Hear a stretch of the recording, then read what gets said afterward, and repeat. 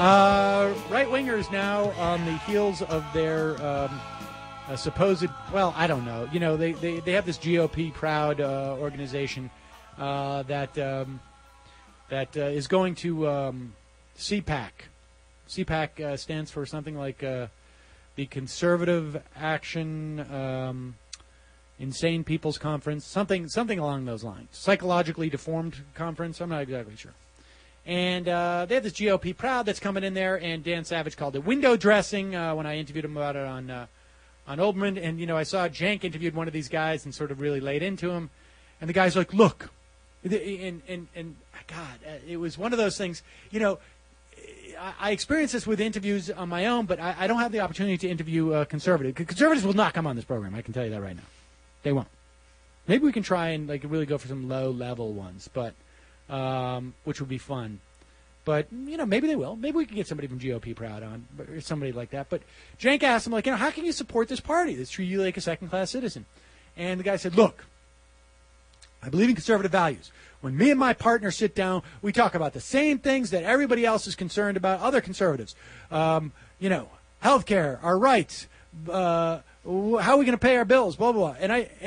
And you know, I have this when I do my own interviews. When I watch other people's interviews, I'm like, oh, why do you got to ask this? I wanted him to go like, yeah, okay. First of all, you realize that on all those things you just mentioned, you don't have the same rights as I do as a married guy. So you're sitting down with your partner, and your calculation is fundamentally different from mine because your party has prevented you from being a first-class citizen. That you give me no reason why you make me work so hard. That you give me no, that you give me no, that you give me no, that you give me no soul. I hear you calling, oh baby.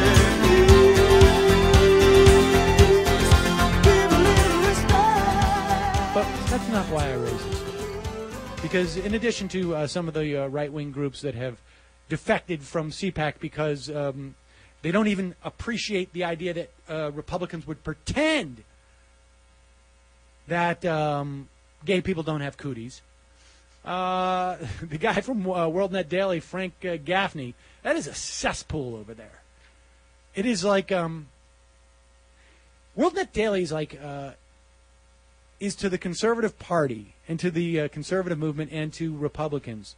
It's like you see a guy on the street and he's wearing like a big suit coat, and you can't see the rolls of fat that he's got underneath there, and maybe he's got just sort of bad psoriasis, with all due respect to people with psoriasis. And then WorldNet Daily is like walking into the gym and seeing that guy in the shower. Same guy, just that much more disturbing when you see him naked. And listen, I can kid about psoriasis. I have eczema. You can't make a joke without anybody getting upset about it. So Frank Gaffney has a new reason to hate the Conservative Political Action Committee Action Conference, saying that it's been infiltrated by the Muslim Brotherhood. And this, of course, thanks to Grover Norquist, because he's married to a Muslim. Insane. What's that? He's insane. Yeah. Not Norquist. Well, frankly. Yeah. No, I mean, in this yeah, situation. It's like you've heard of the blind leading the blind. Well, in an article yesterday, WorldNet Daily called, "Now look who is infiltrating CPAC." Gaffney's doing it before. Gays. Oh, I see. He's referring to gays infiltrating CPAC. Wow. That's right. Gaffney told WND that Islamicism is infiltrated the American Conservative Union in the person of Washington attorney, political advocate Sulil Khan, and a group called Muslims for America. Do I even need to read through any more of this? No.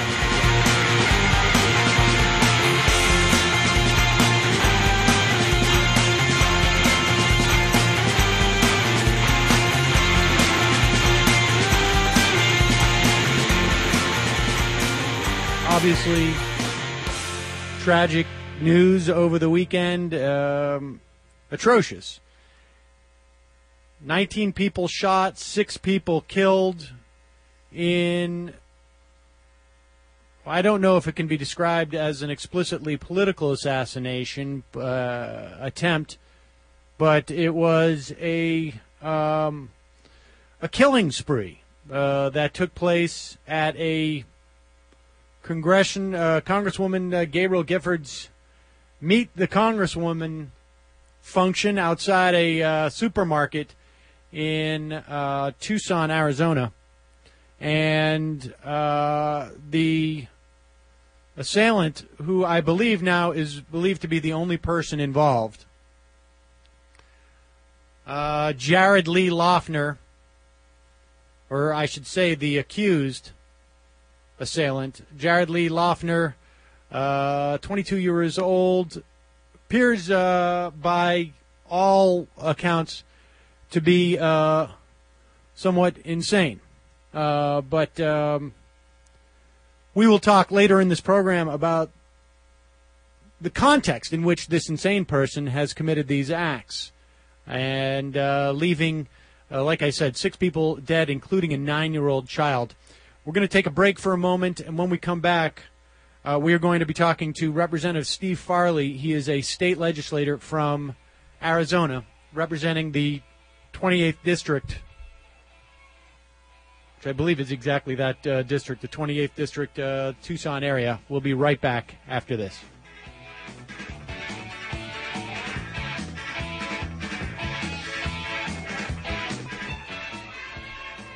We are back. We will be speaking in about 15 minutes to Representative Steve Farley from the Tucson area. Forgive us. We're attempting to get this together. It's a little bit tricky under these circumstances. As you can imagine, there are a lot of questions that people have of people coming out of the Tucson area, and just to get you updated on the basic facts, I imagine many of you are aware of them at this point. But like I said, 19 people shot, 6 people dead. The congresswoman who was the primary target of this attack, Gabriel Giffords, in critical condition with massive brain injuries. The bullet literally traveled through her brain, I believe in the left hemisphere. She's able to contact, but not. She's able to communicate, but non-verbally, with her doctors. This, according to surgeons. The suspect, the 22-year-old Jared Lee Loeffner, apparently is not speaking at all to the sheriff's office, which is holding him. Sure, you're aware that the Pima County Sheriff, a guy named Dupnik, has spoken out very forcefully about the context in which this attack has taken place.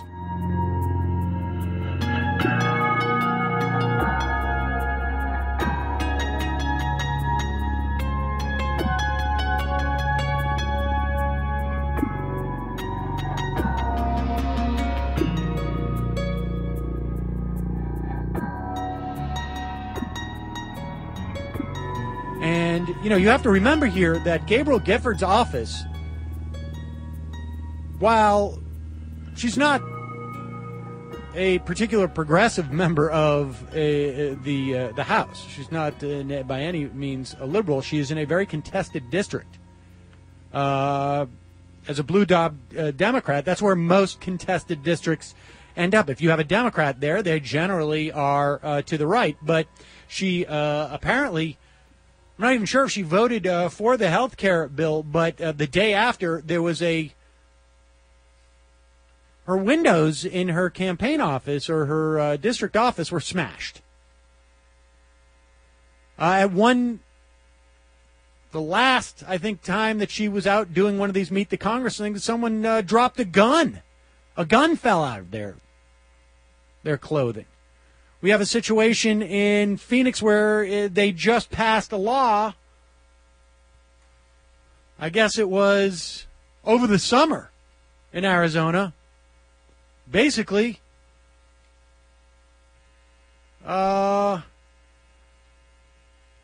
Starting today in Arizona, this is in July, residents at least 21 years old can carry a concealed weapon without a permit. Anybody can get a gun in Arizona.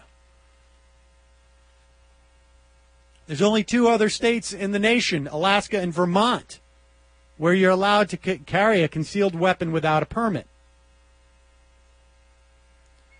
And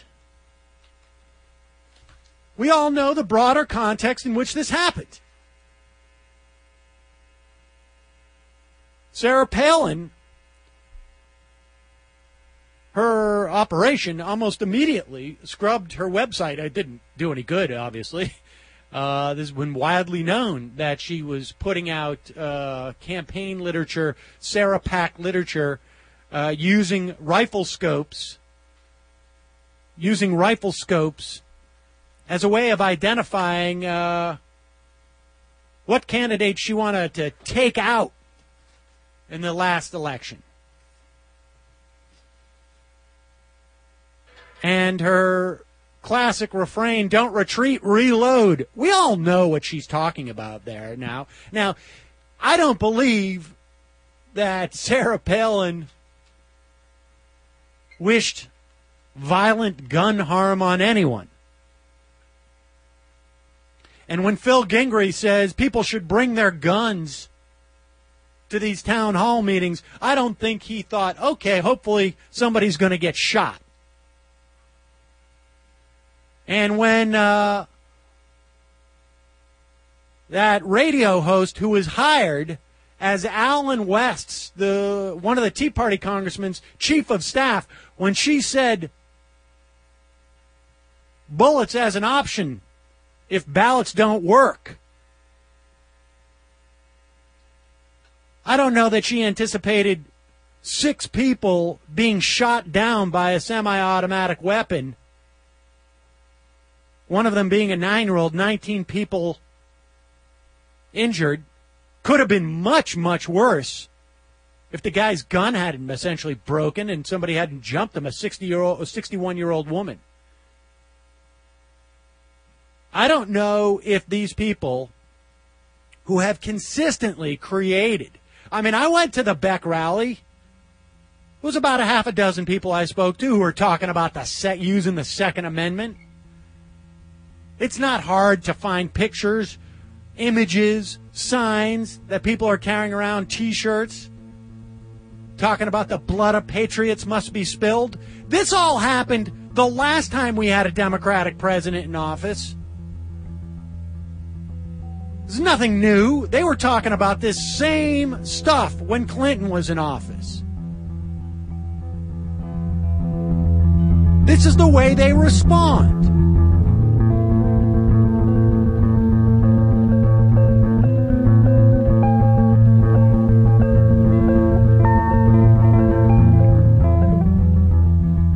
And the point isn't that Sarah Palin wanted this to happen. And look, the fact of the matter is, folks, this is not a question of too much intensity politically. That's not what this is a question of. You're going to hear a lot of Matt Bai types, third way types, no labels types talking about this is what happens when people get too passionate about politics. The fact of the matter is that politics is about life and death. Just ask 100,000 civilians in Iraq what the implications of the Supreme Court deciding they weren't going to keep counting those ballots in Florida meant. Just ask the 45,000 people a year who die because they don't have access to health care coverage what it's going to mean when nearly all Americans are able to access health care in 2 years. Ask those people who are about to have their Social Security cut, their eligibility pushed into the future, what it's going to mean to their life.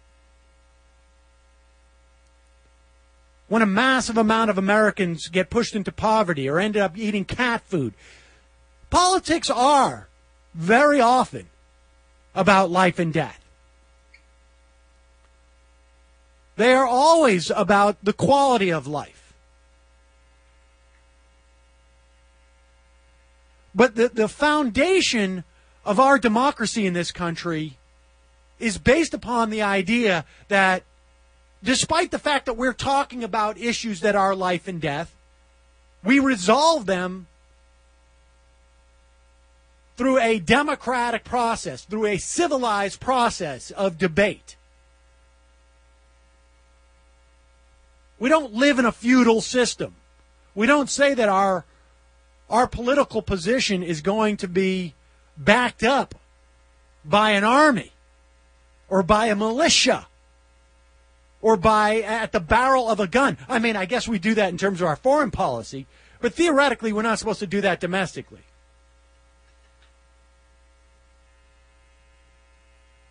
Did Sarah Palin put in crosshairs, rifle scope images on this district cause this guy who's obviously crazy, to go down to the local pathmark or whatever and shoot up the congresswoman and stand-byers or bystanders? Now, did that talk show host who was later hired as a chief of staff to a congressman in Florida, did she cause it? No. Did Gingrey, when he said bring your guns to town halls? No. Did Glenn Beck cause this because he's saying we have to be ready, buy your guns, get ready for the insurrection? No.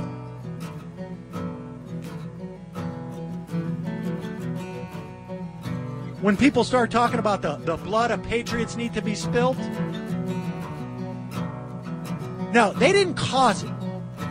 But the fact of the matter was that when the vice presidential nominee of your party,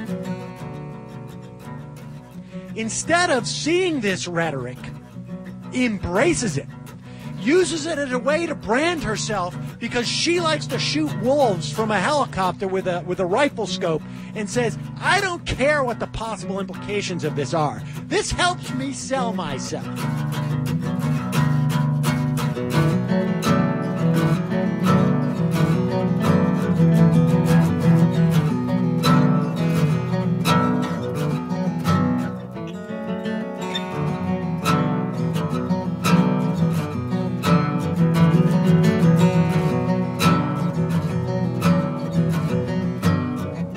When John Bonaire goes on television and says, it's not my job to change people's minds about this stuff. We got a big party. There are a lot of slices of our party that are here. We represent the American people.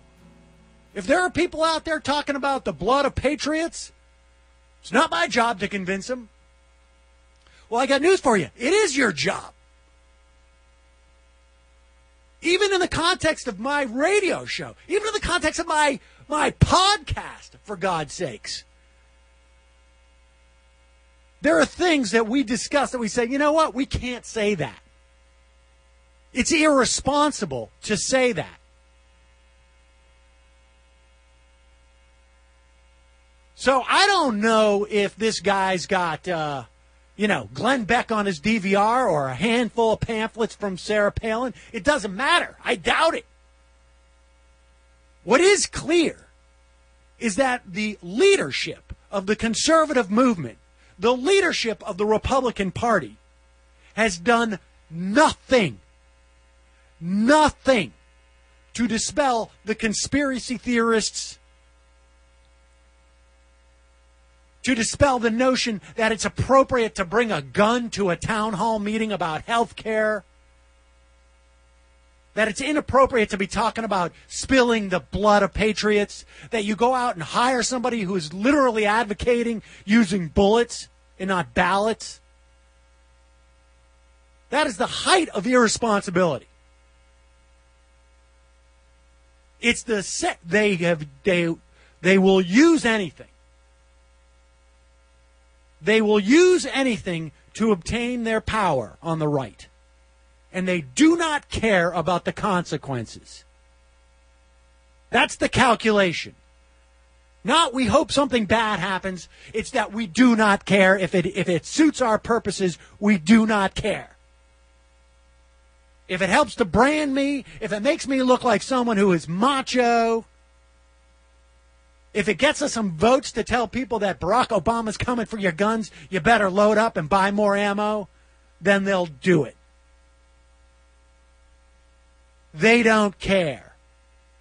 And they cannot pretend they don't know that this is increasing the chances of stuff like this happen, because you've got example after example after example. During the Clinton era, they were talking about FEMA camps. They were talking about one world control, one world government. Jesse Helms tells President Clinton back in the 90s, don't come down to North Carolina or South Carolina. Don't come to a military base. You may not get out of here alive. Some guy plans to kill the leaders of the Tides Foundation. Has anybody listening to my voice ever heard of the Tides Foundation before Glenn Beck started talking about how evil it was? Guy in Pittsburgh kills 3 cops. Talks about Obama coming for his guns. Where'd that idea come from?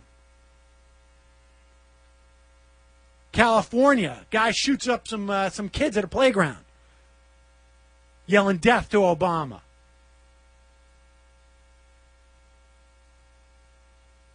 I mean, so you cannot tell me that people didn't know they were creating a certain environment. They just didn't care. That's the bottom line. My land was on top of a formation called the Marcellus Shale, and that was the Saudi Arabia of natural gas. I could lease my land to this company. Could it be that easy? Everywhere I went, it was the same story. Water trouble. We never had a problem with the water. After they drilled, the water was bad. Oh, man.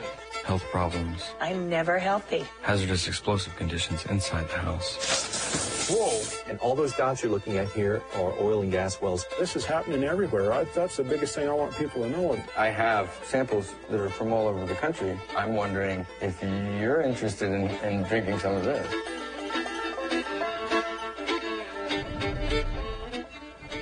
We are back. That was the trailer for the film Gasland. And on the phone-ish device, on his phone anyways, is the director, Josh Fox. Welcome to the program, Josh. Hi, how are you? I'm doing great. Now, tell us what the film is about. I've yet to see it, I have to admit, but I'm very excited to see it because I live up in the Catskills region, and this is a big local issue up there.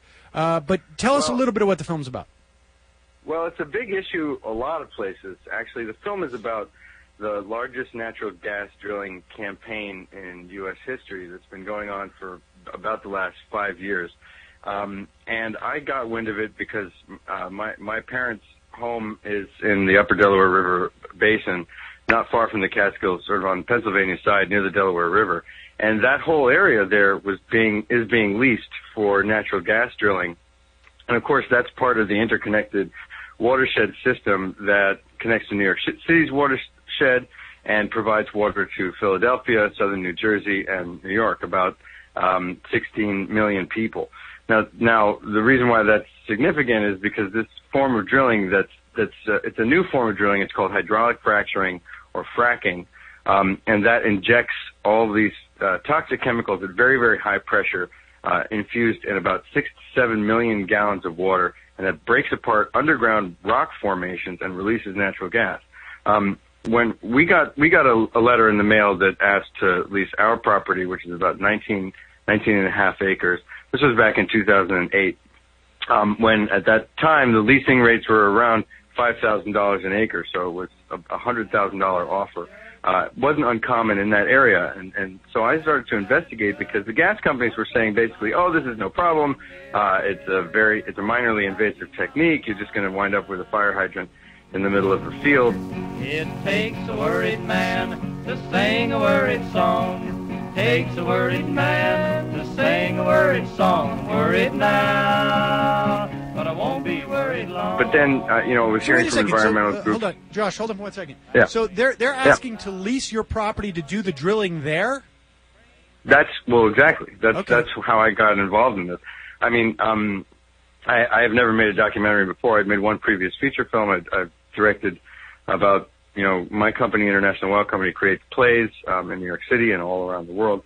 Yeah, the film was Memorial Day, right? Memorial Day? My first film was, first film was Memorial Day, actually, which I enjoyed it quite a bit. Oh, thanks a lot. But so I knew nothing about natural gas or natural gas drilling, and all of a sudden I find myself in the middle of this huge, what could be totally transformative of the Catskills, of the Upper Delaware River, and then did a little research and saw that this was 50% of New York State being leased, 65% of Pennsylvania, literally half of the state of New York, and 3/4 of Pennsylvania, or 2/3 of Pennsylvania, and then I started looking at it more, and this drilling campaign is going on in 34 states. So my first impulse here was to think that somebody wasn't telling the truth. It was either that the environmental groups were exaggerating this and making it out to be worse than it was, or the gas industry was hiding the facts. So I went to a nearby town. It's about 50 miles from me in more central Pennsylvania, called Dimmock, and where they'd started drilling about 3 months before I got there. Found the place completely overrun, Halliburton trucks swarming everywhere, drilling rigs all over the place, people totally freaked out and scared. Basically the industrialization of that area. And then what was most disturbing, people, their kids were getting sick, their animals were getting sick from drinking the water, and that some people could actually light their water on fire. There is an amazing clip in the, again, I've just seen the trailer, but where somebody turns on their faucet and fire comes out. Yeah. Well, I mean, this wasn't uncommon. This phenomenon, in Dimmock, we look for it, and then all of a sudden, when people have reports of this, the gas company will come in, swoop in, and disconnect people's water supply, and then start delivering them replacement water, all the while saying, this isn't our responsibility, this is just a sort of freak accident, we're just being good neighbors. But then I heard reports of this in Colorado and Louisiana and Texas, Wyoming. So I, went on the road and designed this road trip to go all over the United States, ended up in the halls of Congress, at the EPA, and met with people who, like you see in the trailer, and you can watch that trailer on YouTube or at our website, gaslandthemovie.com, where, people just take a cigarette lighter, put it to the tap, and you get ignition, this huge explosion. And this is something that saw quite a lot of places, and then saw, when I've been touring the film, in Australia. And all these areas where gas drilling is happening, this particular form of drilling, which is kind of like a turbo drilling. It's like they've turned up the heat on this because you can't really get gas out of these formations without doing this hydraulic fracturing or fracking, which is literally like creating a mini earthquake under the ground, breaking apart these rock formations with enormously high pressure. When you exert water down a well bore, you can actually create explosions with that water that are higher pressures than like a cluster bomb, and that's what's happening. This is our last dance. This is our last dance. This is ourselves. Under pressure. Under pressure.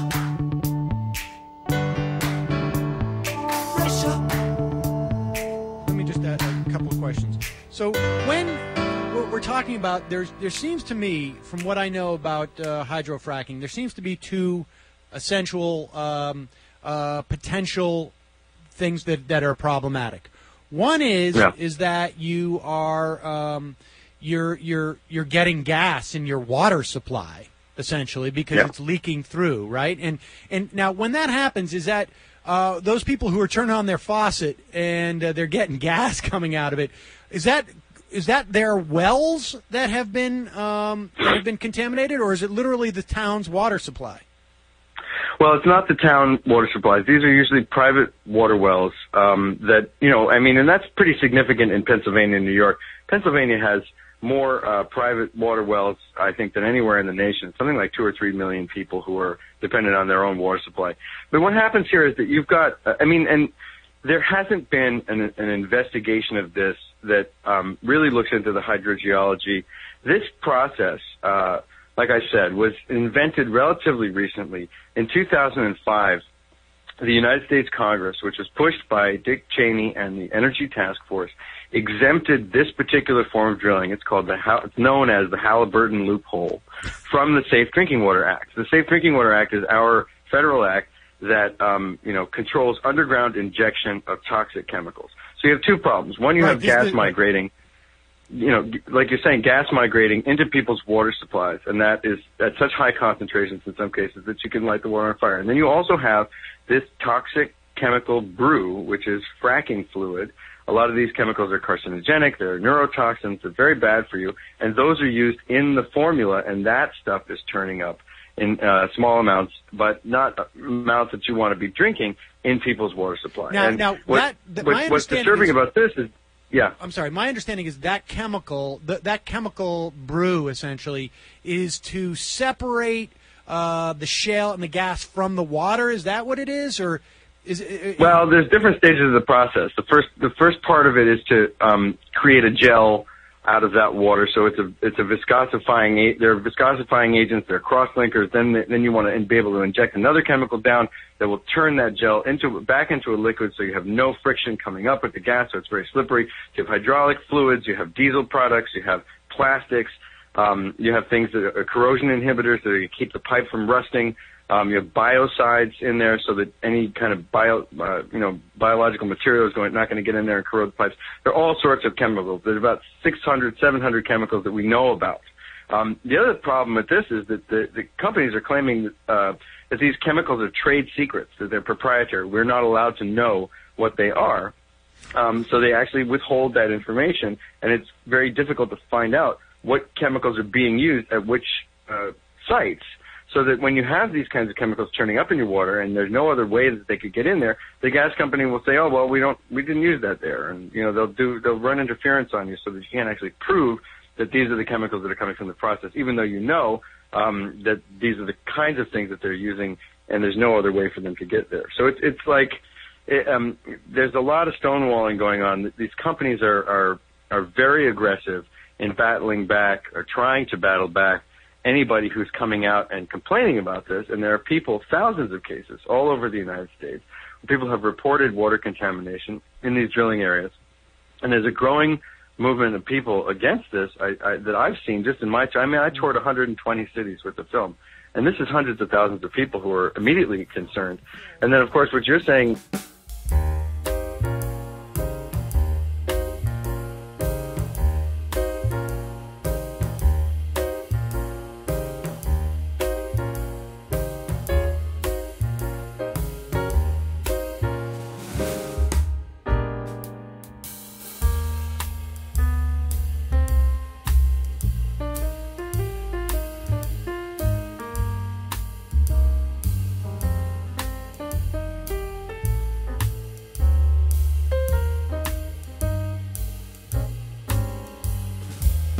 I mean, that should be the first red flag. The second is that, just about everybody I know up in where I live, up in Columbia County, they get their water from a well. But the bottom line is that ultimately, even when I'm just running my water clean and exposing it nothing to but to pipes for my geothermal heating up there, you got to keep it far away from your water source, because ultimately, if there's any chemicals, it's going to end up in municipal water supplies. It's going to end up in our lakes, in our streams. It's just going to go everywhere. You can't isolate this stuff. No, and that's really of concern. You're talking about injecting 40,000 pounds of these kinds of toxic chemicals per well. And when you're talking about a campaign that is now up to about 500,000 gas wells in 34 states, it is enormously concerning. In Texas, for example, you have Fort Worth, the Fort Worth area, the Barnett Shale. You've got about 15,000 gas wells. That's the water supply that brings water to Dallas.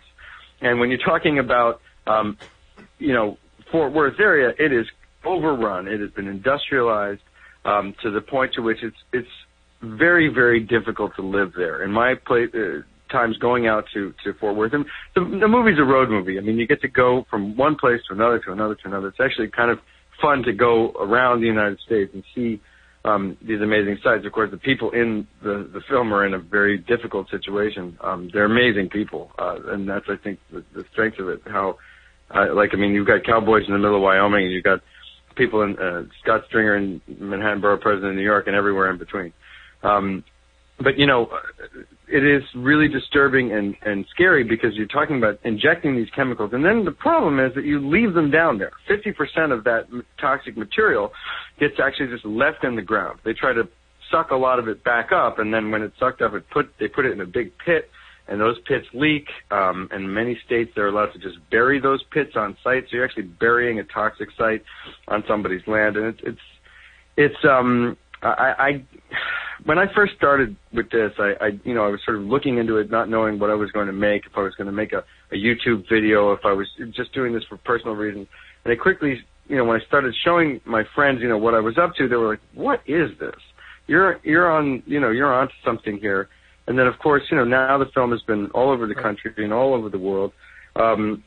And it's a hugely controversial issue. So I urge people to take a look at it. Just to be fair, I have trouble getting my 5-year-old daughter to drink enough water, and the idea that maybe it comes out of the tap somewhat flavored, maybe that's a good thing. The little chemicals. These are probably things that you. Right. I don't want. I know you're trying to make me a joke.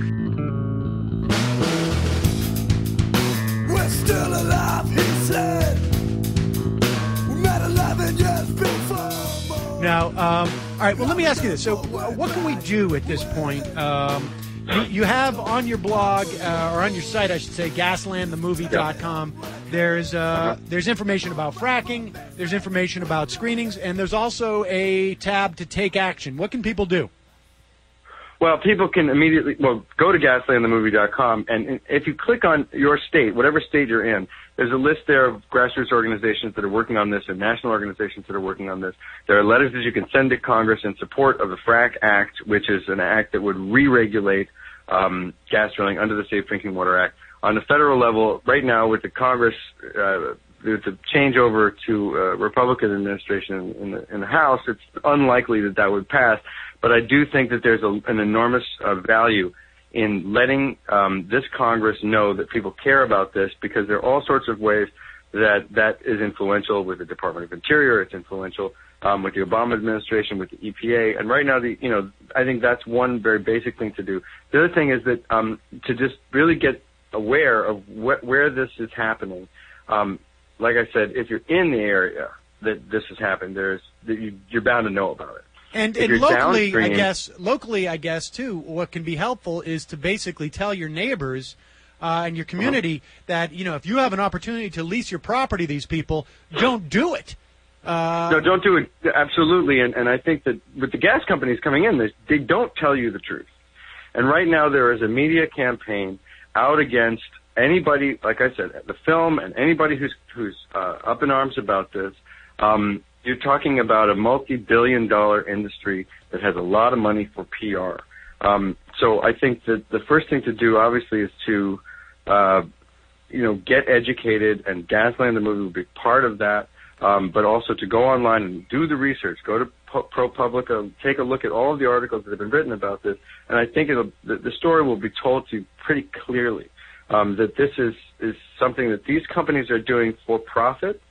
And there are enormous problems everywhere they go, and then when these problems crop up, they say, "Oh, we had nothing to do with this." But what they're going to leave behind is a toxic legacy for these areas that is not going to be easy to undo. Right, once and, you've contaminated underground water, you can't go back. You can't fix.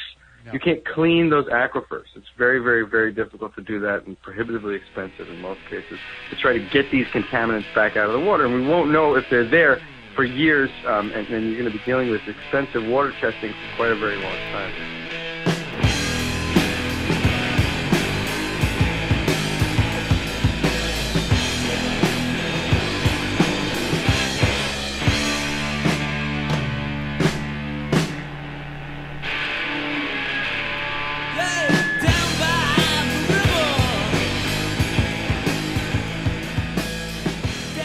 Make sure that your supply is safe.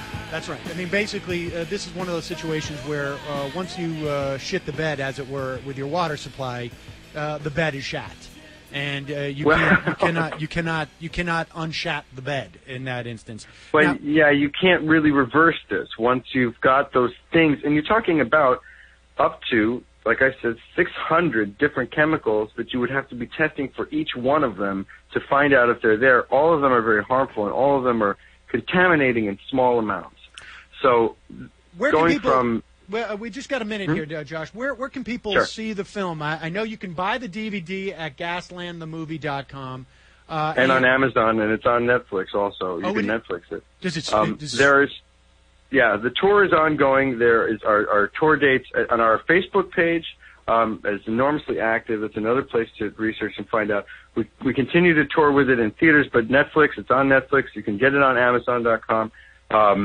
And those would be two good ways to now, see it. I got to tell you, Josh, my wife is a documentary filmmaker.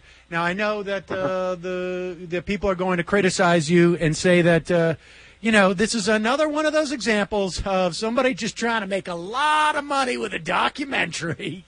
Whereas, they're not really clear on how documentary... Yeah, that's funny. Documentary filmmakers, I wish I could say that we were a bunch that were really rolling high in dough, but it's not really the case. Just a classic case of an environmentalist trying to run a cottage industry, whereas the gas companies, they are really civic-minded. I think we all know that. But yeah, well, it is a cottage industry, that's for sure. But it's a fight for our homes. That's what's happening here. I mean, people, my back's up against the wall here, and so are my neighbors, and so are people across the country, and that's it brings out a lot in people, and you'd be surprised at how motivated, how intense this thing gets. That's kind of hilarious to think that, and I've had that comment many times. Oh, you're just doing this to make money. Of course you have. Of course you have. That's the way they... I wish that was the case. I wish that this was extremely... Independent films, it's not really, the kind of thing where you do it to make a huge amount of money. Believe me, I understand, and I wish there was more. I wish there was more money out there to incentivize more work like yours, folks. The website is gaslandthemovie.com. It's available on Netflix, Amazon, and you can buy the DVD. And I think it's going to be on HBO by 2012 or through the next year. Josh, thank you so much for joining us. Okay, thanks so much for having me.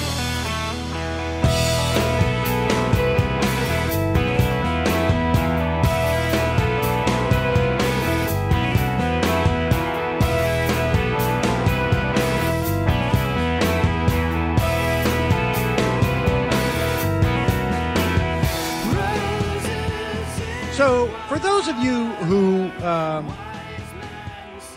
think this is going to be a turning point in our politics, I would not bet on it.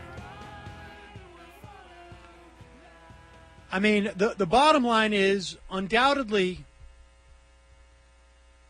this guy has a screw loose. And as far as I'm concerned, definitionally speaking,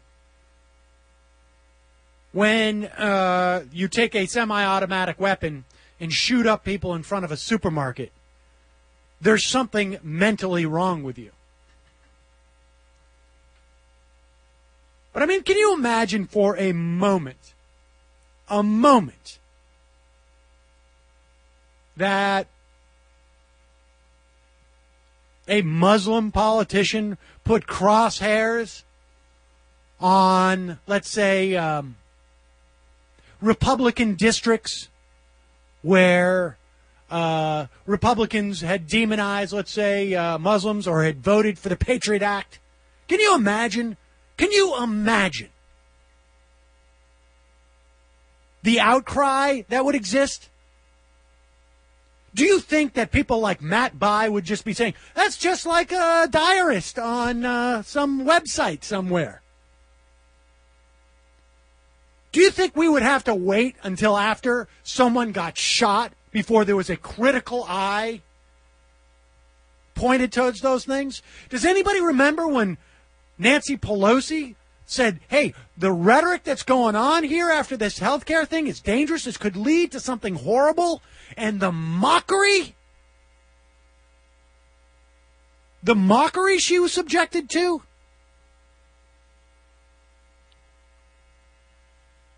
And if you think for a moment that Sarah Palin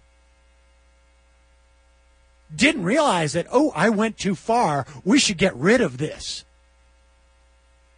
They tried to take it down, and then they sent their legions out to come up with excuses. Now, again, I don't think Sarah Palin's responsible for this. But what she is responsible for is allowing this cancerous type of rhetoric to spread into the ether, to become acceptable. By promoting to it, by not even just... She did two things here. One, she didn't stand up against it. And two, she exploited it herself. There's danger on every corner, but I'm okay. Walking down the street, trying to forget yesterday. Well, I just want to walk right out of this world, 'cause everybody has a poison heart. I just want to walk right out of this world, 'cause everybody has a poison heart. A poison heart. And then she sends her minions out. Listen to this radio interview. I don't know if it's a radio podcast interview with this nut job Tammy Bruce, who I think was thrown off the air for being insightful herself. And not insightful as in I'm gaining insight, but, inciting hatred. Incendiary. Incendiary, thank you. Listen to this. Are you ready? Are you ready to essentially have someone call you an idiot? Because according to these people, those weren't rifle scopes. We all know Sarah Palin is very much associated with the fine art of cartography. And thus we get this. And I just want to clarify again, maybe it wasn't done on the record enough by us. Now, hold on, stop it. Let's go back. Start it over again. This is a representative of hers from Sarah Pack. Well, maybe it wasn't clarified on our part in the past, but now, after this shooting and murders, would be a good time to clarify.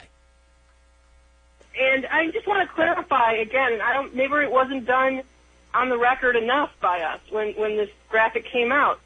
The graphic is just, it's basic, we never, ever intended it to be gun sites. It was simply crosshairs like you'd see on maps. Well, it's a surveyor symbol. Rebecca. Surveyor symbol. Yeah. And no, but I just want to say this, Tammy, if I can. Please. This graphic was done. It was done not even in house. We had a professional who does a political graphics artist, consultant do this for us.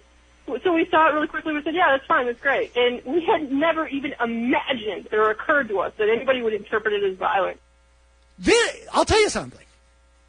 This is more incriminating than the graphic itself. Yeah. Hey, it's a surveyor's thing. Yes, we all know. Like, come on, let's get out there and survey these people. We were super successful in surveying the territory, and that's how come only 2 people on this list got elected. And then, on top of that, we barely even looked at the thing. Yeah, we didn't pay. We just hired somebody to do it, and we don't. It's not like we have people in the campaign who okay graphics. It's just, oh, look, the graphics are there. Oh, how did that happen? I don't know. At least it's just a surveyor thing. Yeah, remember how we publicized how much Sarah Palin liked to get up in a helicopter and survey all the wolves down there? Yeah, she's such a geek, Sarah Palin. Walking around with her pocket protector and her little compass where she draws graphics and her protractor, so that she can survey. Oh, the surveying stuff. Oh, yeah, it's surveying. It's surveying. Morons. If anything, if anything, shows the sense that they feel that they are in some way culpable for creating this environment, it is that, ladies and gentlemen. If there's anything that shows the Palin people feel they have at least some responsibility for adding to this environment of violence, it is that they are now pretending these were surveyor icons.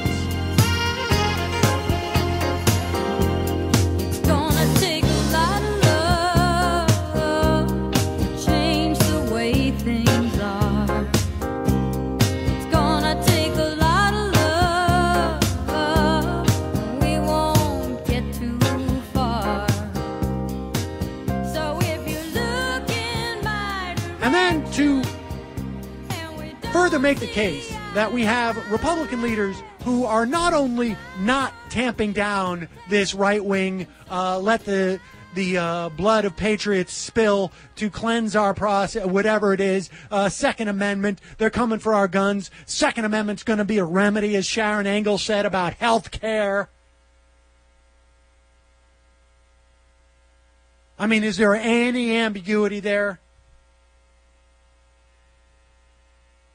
Well, let's listen to a right-wing talk radio host. Well, so you can't blame politicians for what radio hosts say. Let's listen to a right-wing talk radio host who says at a public event that she doesn't even care if she's being YouTubed for. Let's see what she says. I think this was in October of 2010. Well, you can't blame politicians. This woman, after saying this stuff, was hired as the chief of staff of Alan West, a Republican freshman Tea Party guy, after she said this. Probably because she said this. Now, I think he subsequently had to fire her, but listen to this. Listen to this. I don't care how this gets painted by the mainstream media.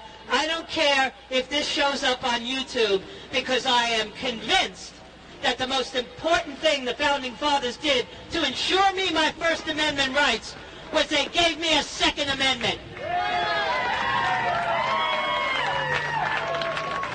And if ballots don't work, bullets will. I've never in my life thought that the day would come where I would tell individual citizens that you are responsible for being the militia that the Founding Fathers designed. They were very specific. You need to be prepared to fight tyranny, whether it comes from outside or whether it comes from inside. And we are at a moment in history where I have a president who has declared to the entire world that he cannot secure my borders, that he cannot get rid of people who don't belong in this country, which means he cannot do his job. And when you cannot do your job, you gotta go home. So now we have... Now look, I have no problem with her spewing her crap about he's not doing his job, he's a bad president, he should be impeached. That's all well and good. That's what they do. But if ballots don't work, bullets will. This is the day that I ask my fellow citizens, the day has come, you're responsible to be a militia. And then she's hired after that. Hired by a Republican congressman to be her chief of staff. You cannot tell me. This is just, it goes beyond this guy not standing up, this congressman is saying, hey, this rhetoric is bad. He hired her. He rewarded her for this. So, yes, the alleged killer being held in custody more than likely has some deep-seated psychological problems. But that's the type of people who are the first to go and shoot up people when you have the supposedly most, who we look for in this society to be more responsible about these things? Rappers? Are we supposed to look to rappers to be more responsible? Are we supposed to look to sports figures? To whom? To whom? Other than our elected leaders. Who has the highest obligation in this society to be most responsible? Musicians, comedians, actors, dentists, or elected leaders?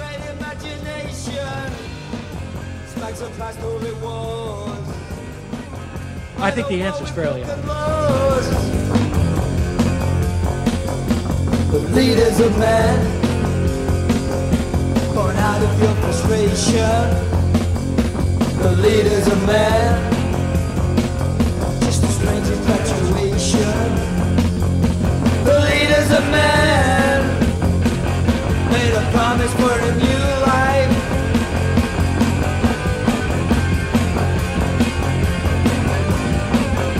No savior for our sakes, to cross the eternities of hate. Well, yes, there's always going to be crazies. I understand, but, you know, the point isn't that this rhetoric leads to just this shooting. This shooting is simply the tip of the iceberg. That's the point. It's inappropriate rhetoric, not just because this leads to that. It's inappropriate because it has no place in our democracy. The fear of it shouldn't be thrown around. If it was just crazies randomly going around shooting people and not having anything to do with politics, then fine. It's just that, you know, you live around crazy people.